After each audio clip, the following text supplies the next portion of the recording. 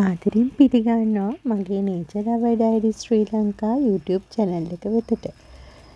ඉතින් මම අද ඔයගොල්ලන්ට බෙදා ගන්න ආවේ මගේ දියරෝස වගාව අද උදේ බලනකොට මෙන්න මේ විදිහට හරිම ලස්සනට මල් පිපිලා තිබුණා. ඉතින් මට හිතුණා ඒ ලස්සන තනියෙන් වැඩිය ඔයගොල්ලොත් එක්ක බෙදා ගන්න එක හොඳයි කියලා.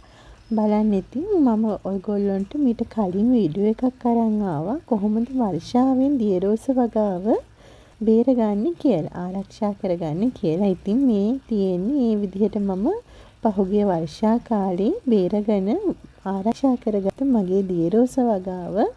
ඔන්න දැන් ඒගොල්ලෝ මල් දෙන්න පටන් අරන් තියෙනවා. ඉතින් බලන්න හරිම ලස්සනයි නේද? ලස්සනට මල් පිපිලා තියෙනවා. ඉතින් මේ හුඟක් උදෙන් ගත්ත වීඩියෝ එකක්. තව ටිකක් අවුව වැටෙද්දි මේගොල්ලෝ තව ටිකක් ලොකුවට මල හැදෙනවා. බලන්න ගස් ටික එහෙම හොඳට හැදිලා තියෙනවා. ඉතින් මම විශේෂ දෙයක් තියෙනවා. මම මේකට කිසිම රසායනික පොහොරක් භාවිතා කරලා නැහැ.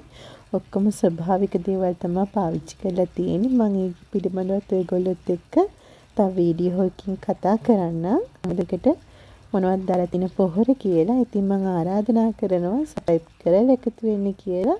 මගේ YouTube channel එකත් එක්ක ඉස්සරහටත් එහෙනම් යාළුවනේ subscribe කරලා like එකක් දාලා එකතු වෙන දිගට මමත් එක්ක මේ වගේ videos බලන්න.